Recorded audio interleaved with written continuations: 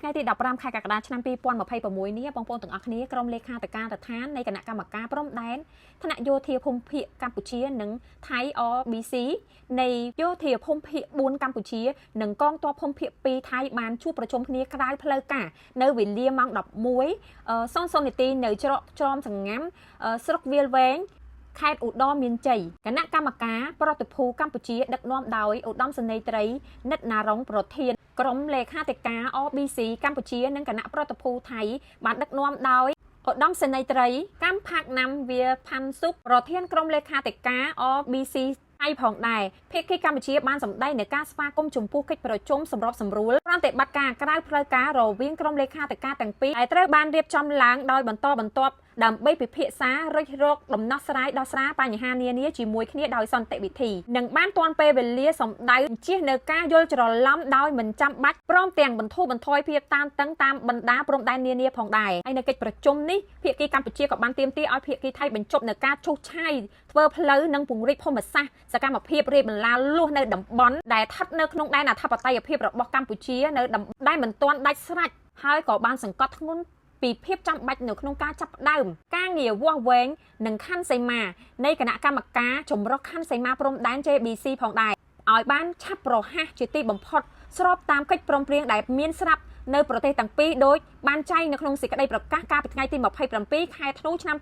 2025ចំពោះហេតុការណ៍បាញ់និងការបង្កផ្ទុះភាគីកម្ពុជាសូមស្នើឲ្យទៀងទាត់យ៉ាងយកចិត្តទុកដាក់ជាទីបំផុតដើម្បីកុំឲ្យមានការយល់ច្រឡំនិងដាក់ចេញវិធានការទប់ស្កាត់កុំឲ្យកើតមានបន្តទៀតដើម្បីជៀសវាងការឡើងនៅភាពតានតឹងដោយមិនចាំបាច់ជាមួយគ្នានោះដែរភាគីខាងកម្ពុជាក៏បានស្នើសុំឲ្យភាគីថៃបានចូលរួមសហការក្នុងការអប់រំនិងបន្តឹងវិន័យដល់បណ្ដាកងទ័ព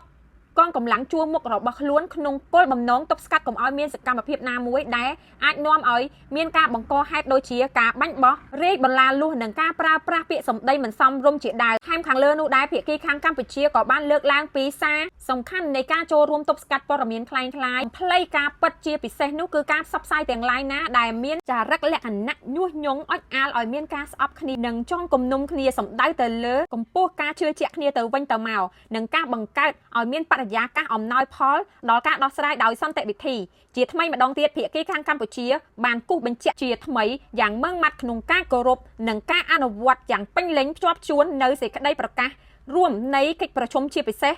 លើកទី3នៃគណៈកម្មការព្រំដែនទូទៅថៃ GBC នៅថ្ងៃទី27ខែធ្នូឆ្នាំ2025ដោះស្រាយដោយសន្តិវិធីយុត្តិធម៌និងយូរអង្វែងស្របតាមច្បាប់អន្តរជាតិក៏ដូចជាសន្ធិសញ្ញានៅកិច្ចព្រមព្រៀងដែលមានស្រាប់រវាងប្រទេសទាំងពីរក្តីថ្លែងការណ៍រួមកិច្ចព្រមព្រៀងសន្តិភាពរវាងកម្ពុជានិងថៃនៅថ្ងៃទី26ខែតុលាឆ្នាំ2025និងកិច្ចព្រមព្រៀងពាក់ព័ន្ធផ្សេងទៀតសម្ដៅស្វែងរក